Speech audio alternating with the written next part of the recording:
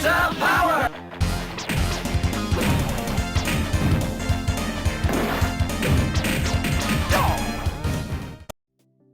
The 1990s were the golden years of arcades, the era when glowing screens, roaring cabinets, and echoing coin drops defined what it meant to game. It was a time before online matchmaking and loot boxes, when skill and reflex alone earned you respect and bragging rights. Today, we're revisiting that electric decade to spotlight 15 arcade titles that not only defined the 90s, but still deliver pure, unfiltered fun. So, if you're a veteran who spent your childhood quarters chasing high scores, or a newcomer craving that raw arcade thrill, these are the games that never lost their edge.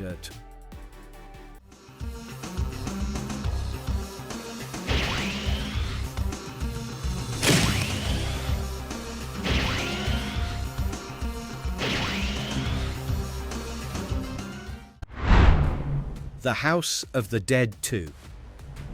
Nothing like finishing a round of mindless brawling before diving headfirst into a nightmare straight out of a government lab gone wrong. Suddenly, you're not button mashing, you're surviving. Venice isn't supposed to echo with gunfire and the moans of the undead, but that's exactly what greets a squad of AMS agents sent to uncover the truth behind their missing comrade, G. The game starts as a search mission and spirals into a full-scale bioweapon apocalypse, with canals choked by corpses and cathedrals turned into death traps. James Taylor and Gary Stewart fight their way through flooded streets, cryptic messages, and resurrected horrors like the puppet-controlled Judgment, the amphibious Hierophant, and the Serpentine Tower, all with a grotesque experiment in evolution.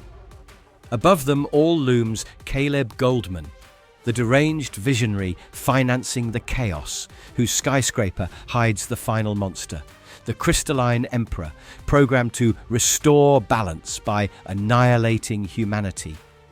The player rides a relentless rail through carnage, reloading by instinct and shooting everything that twitches.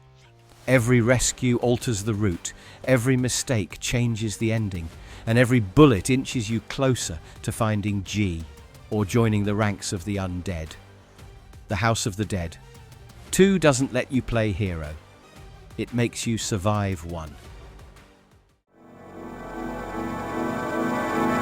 X-Men.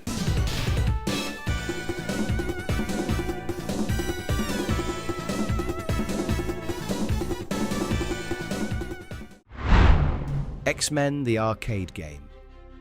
And once you've clawed your way out of Venice's zombie apocalypse, the next stop is pure mutant chaos. Humanity's fate is on the line again, this time from Magneto's floating fortress above Earth. When Professor X and Kitty Pryde are snatched by the self-proclaimed Master of Magnet, the X-Men assemble with one mission: take back their own. Cyclops blasts through mechanical battalions with optic fury. Wolverine carves through steel like butter, and Storm turns entire arenas into lightning storms. Colossus smashes through cybernetic reavers, while Nightcrawler vanishes mid-swing, reappearing behind unsuspecting foes. Even Dazzler gets her chance to blind the battlefield in a symphony of light.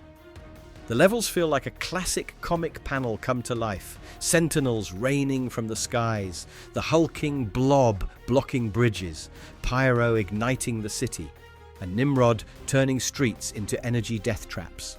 Gameplay was deceptively simple, just a joystick and 3 buttons, but every hit lands like a page-turning moment.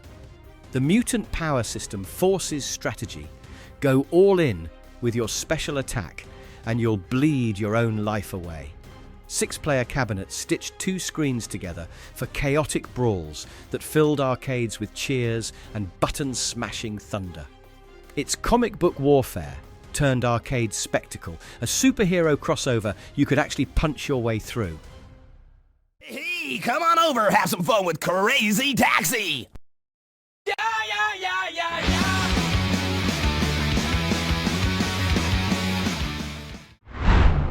Crazy Taxi. If mutant brawls left your fists sore, it's time to burn rubber and break every traffic law in the name of capitalism. Welcome to the sun-soaked, horn-blaring world where speed is your paycheck. Behind the wheel of one of 4 maniacs for hire, you're thrown into a city that's part San Francisco, part fever dream, with one mission: grab a passenger, floor it, and don't stop until they scream or pay. Every second counts. Tourists want to hit Pizza Hut. College kids need tower records. And one guy just really needs his KFC fix.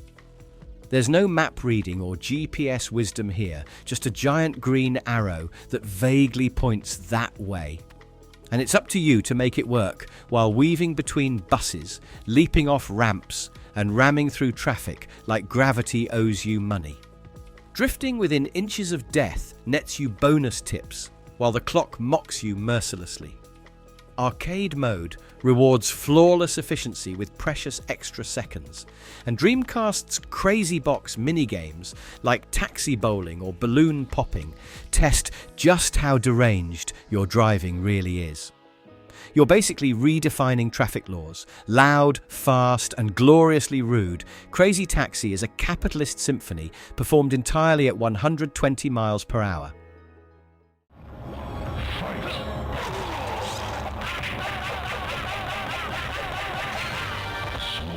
Wins flawless victory. Ultimate Mortal Kombat 3.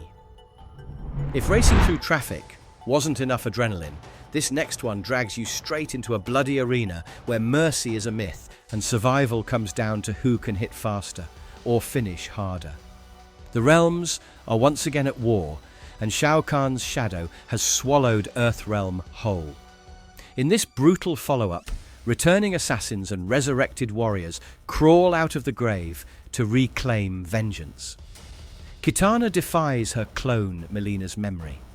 Jade breaks her allegiance to Outworld. Scorpion hunts for redemption, and Reptile slithers back into the chaos.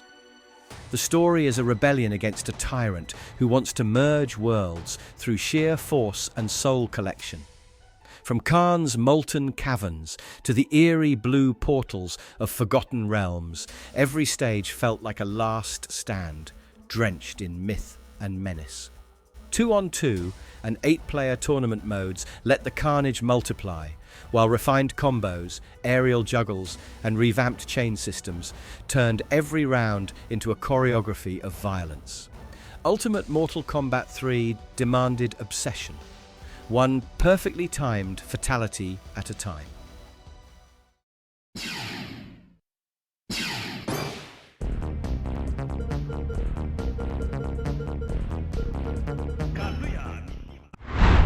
Tekken. After spilling enough blood in Outworld to fill a crypt, it's time to step into something a little more grounded. Well, if thrown off a cliff by your father counts as grounded. The story begins with betrayal at its most brutal. A young boy hurled from a mountain by his own father, Heihachi Mishima. That boy, Kazuya, survives the impossible by striking a pact with a literal devil, fusing vengeance with something far darker. 2 decades later, he returns stronger, colder, and with one goal: to repay the favor. Then unfolds the first King of Iron Fist tournament. A gathering of the world's fiercest fighters, each with their own motive: honor, redemption, greed, or in some cases, sheer bloodlust. From Chicago rooftops to Kyoto temples, from Angkor Wat to Venice, the arenas feel like chapters in a global vendetta, each fight pushing Kazuya closer to the father who made him a monster. The gameplay rewrote fighting DNA, each limb mapped to its own button, creating a sense of anatomy-driven precision. Every punch, kick and throw felt like a chess move delivered at full speed. No flashy sorcery here, just grit, technique, and bone-breaking realism. When Kazuya finally sends Heihachi tumbling down that same cliff, it's not just revenge. It's the birth of Tekken's legacy, where every generation fights to finish what the last one started. This is April on the Young reporting.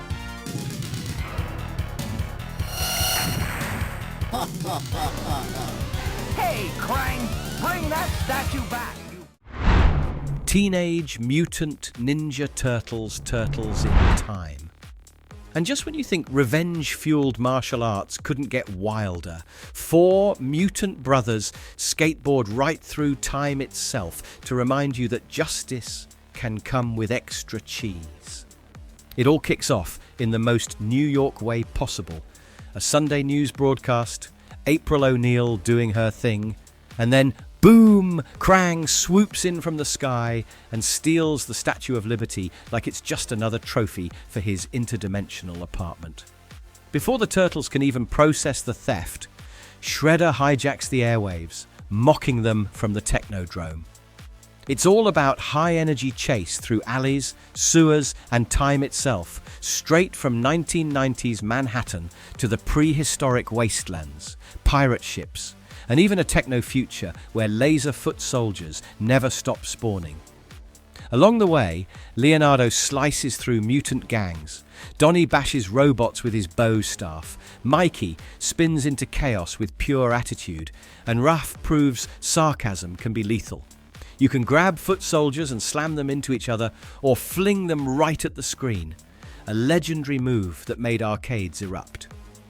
The boss fights are a Saturday morning cartoon climax come alive, from Baxter's buzzing ambush to Krang's UFO beatdown. Turtles in Time was a time-traveling pizza party that made every arcade floor feel like home turf for heroes in a half shell. You have no idea how perfect our plan is. Now take her away. What the? Action! Time Crisis 2. After all that shell smashing and sewer sliding, things get serious. Bullets, satellites, and global conspiracies kind of serious. Everything starts when a corporation called Neodyne Industries proudly unveils its Starline network, a massive array of communication satellites meant to unite the world. Only unity isn't exactly on their agenda. Beneath the PR smiles, CEO Ernesto Diaz is prepping to launch a nuclear satellite to sell to the highest bidder. When undercover agent Christy Ryan steals the evidence, Neodyne's mercenaries strike back, capturing her and setting off a chain reaction that sends two VSSEE agents, Keith Martin and Robert Baxter, across land, sea and air to stop global catastrophe. What follows is pure cinematic chaos. Speedboat chases through collapsing docks, gunfights on runaway trains, and a showdown at an oceanic launch base against Wild Dog, the cyborg psychopath who just won't die. The stages push the duo closer to Diaz's final gambit, a rocket countdown, and a race against time that ends in fire, shrapnel, and a narrowly averted apocalypse. The pedal mechanic lets you duck for cover, reload, and strike back in split seconds. The co-op mode redefined arcade teamwork. 2 agents, 1 heartbeat. Time Crisis 2 is about surviving the countdown before the world does.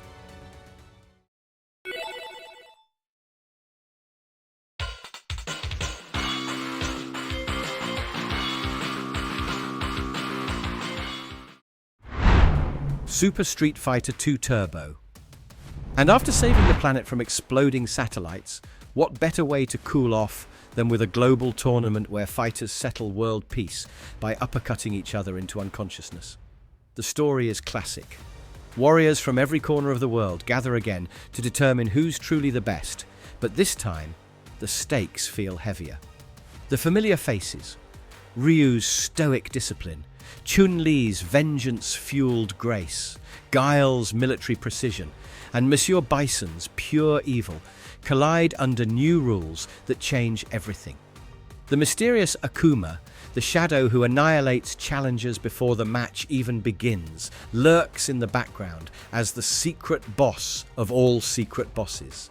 A demon who turns discipline into death. Gameplay became poetry in precision.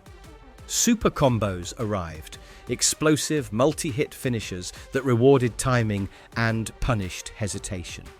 The game's speed could finally be tweaked, allowing for lightning-fast duels or slower, more methodical showdowns. Every frame mattered. Every block was a choice. Super Street Fighter II Turbo birthed competitive fighting as a global language. One round here could change everything, and often did.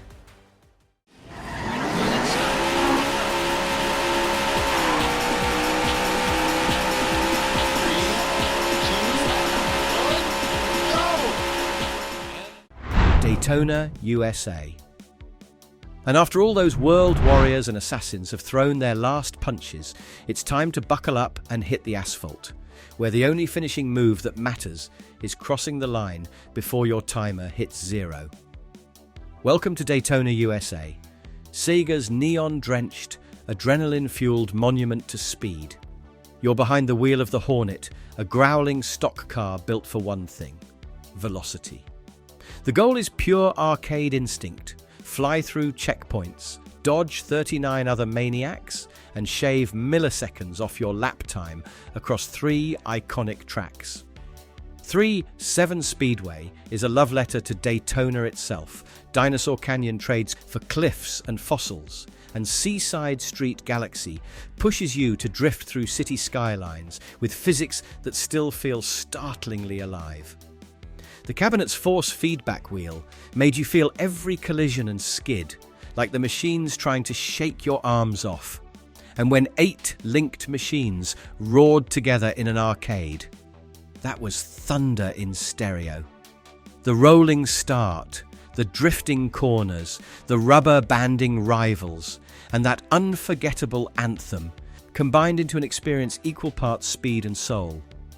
Daytona USA was the sound of the 90s arcade floor at full throttle.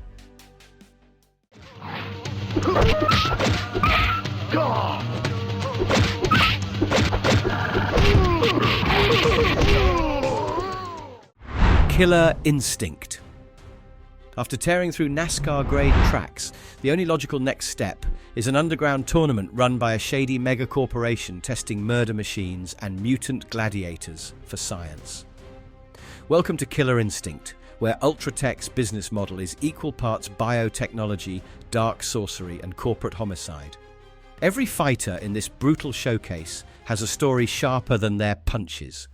There's Black Orchid, the secret agent trying to expose Ultratech from within; Chief Thunder, seeking his missing brother; and TJ Combo, a disgraced boxer who replaced his arms with cybernetic steel just to stay relevant. Alongside them are pure chaos incarnate: Riptor, a lab-engineered raptor; Glacius, an alien kidnapped for experimentation; and Saberwolf, cursed with lycanthropy and rage. Each combatant's reason to fight loops back to Ultratech's twisted experiments and their ultimate weapon: Idol, a two-headed monster freed from limbo to annihilate anything left standing. Gameplay was pure momentum. 2 health bars, no rounds, no breaks. Combos flowed like choreography, chaining into auto doubles, linkers, and that glorious ultra combo, a finishing symphony of hits that could climb past 80. Add in combo breakers that could turn the tide mid-beating, and it became less a brawl and more a rhythm game made of violence.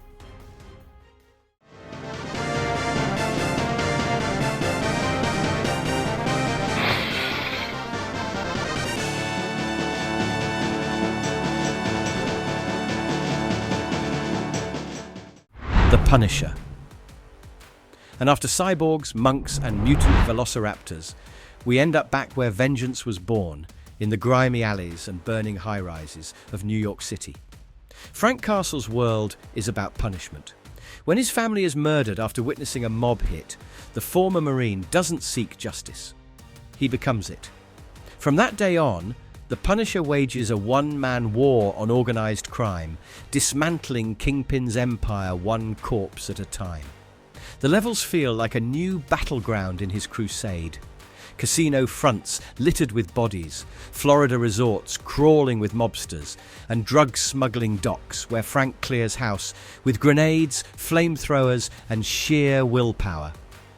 Partnered with Agent Nick Fury, he takes on assassins, cyborgs, and even the hulking guard droids, before storming Kingpin's skyscraper for one last firefight. The finale doesn't end with redemption, just rubble, gunsmoke, and the haunting silence of victory that changes nothing. Gameplay is classic Capcom mayhem with a mean streak. Its final fight through a blood-splattered lens, broken bats, lead pipes, M16, and explosions that leave no one standing. Guns flash, blam, across comic-style panels as each punch lands with brutal weight. The Punisher turned vigilante rage into a playable comic, like pages torn straight from vengeance itself.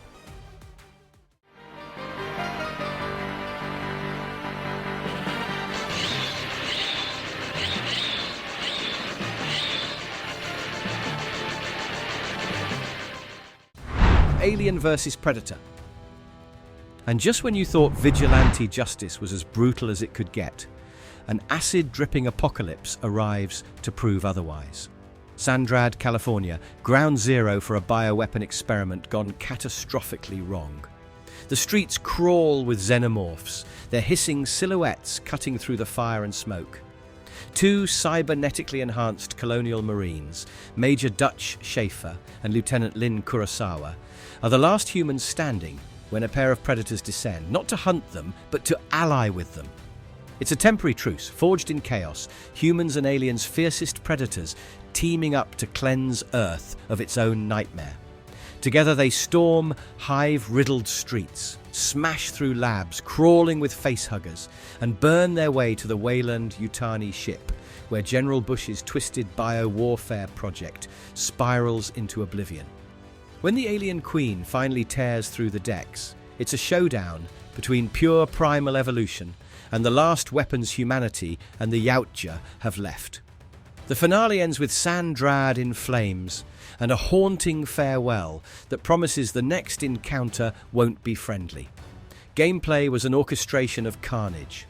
Dutch's brute force, Lin's surgical precision, the Predator's bladed grace, Chain's melee strikes with gunfire in a perfect ballet of blood and smoke. Flamethrowers, grenade launchers, wrist blades. Everything burns fast and loud. Alien vs. Predator was a war movie that let you direct every explosion.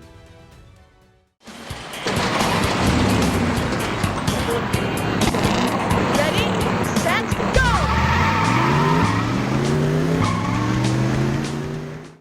Cruis'n World.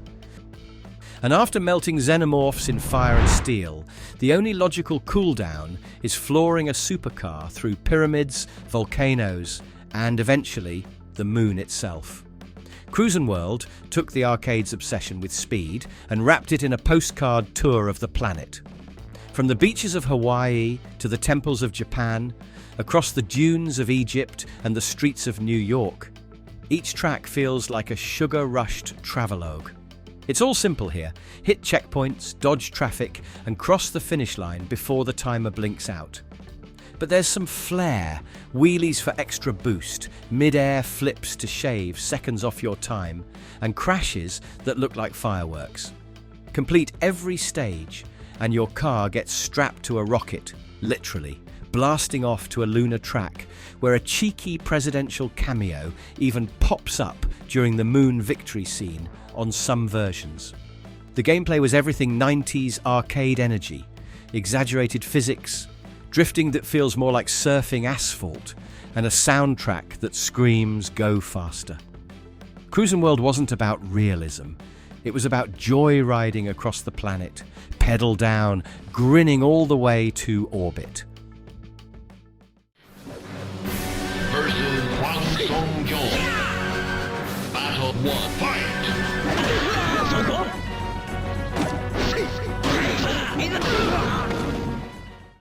SoulCalibur. And from the highways of Cruis'n World, the tone shifts to something ancient, cursed and bloodstained. a world where victory means more than points. It means survival against a living blade that feeds on souls. The legend begins with Soul Edge, the demonic weapon once wielded by the pirate Cervantes de Leon. After his defeat, a young knight named Siegfried claims the sword, unaware it will devour his mind and body. Now he is Nightmare, a towering spectre in azure armor, slaughtering innocents to feed his blade's hunger. His rampage tears across 16th century Europe, drawing warriors from every land: Sophitia, the divine Greek chosen to destroy the evil; Taki, the relentless demon hunter; and Ivy, a noble who forges a living whip blade to defy her corrupted lineage. Every fighter's path converges on the cursed light known as the Evil Seed, the explosion of Soul Edge's fury that twists the world itself. The 8-way run gave players total freedom, circling opponents in full 3D while chaining attacks through smooth, forgiving inputs. Guard impacts let you parry with style, turning defense into offense in an instant. SoulCalibur was graceful yet vicious. Every strike felt deliberate, every duel a dance of fate. Here's the tip.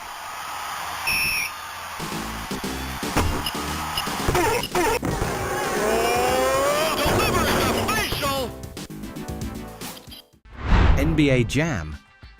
And after mystical swords and cursed knights, it's time to swap armor for sneakers and dunk straight through the laws of gravity. NBA Jam turned basketball into a superhuman circus where physics took a back seat to pure hype. 2-on-2, no fouls, no rules, just turbocharged chaos. The jumps felt like a rocket launch, every dunk a small earthquake. Backboard shattering, players literally catching fire after 3 shots in a row. It's the kind of game where logic checks out the moment you leap 15 feet into the air. Real NBA teams and digitized players hit the court, but forget realism. This was basketball distilled into pure adrenaline. You could shove opponents, backflip into alley-oops, or score from half court while shouting catchphrases that became pop culture gold. "He's on fire" and "Boom shakalaka." Beyond the rim-rattling spectacle, NBA Jam hid layers of charm. Secret codes unlocking presidents, mascots, and even hidden minigames buried in the machine's memory. Each match was a frenzy of flashing lights, pumping sound, and unstoppable swagger. It's not all about the score here.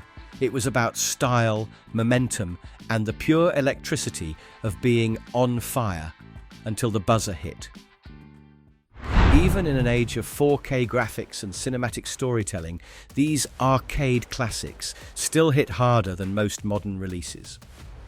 There's something timeless about the buzz of fluorescent light over a cabinet, the clack of buttons, and the adrenaline rush of a perfect run before the timer fades.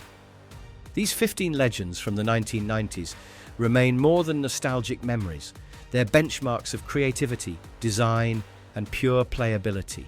So next time you spot one of these machines, drop a coin, grab that joystick, and relive the magic. Some games age, but these ones, they never stop playing back. Ha ha ha!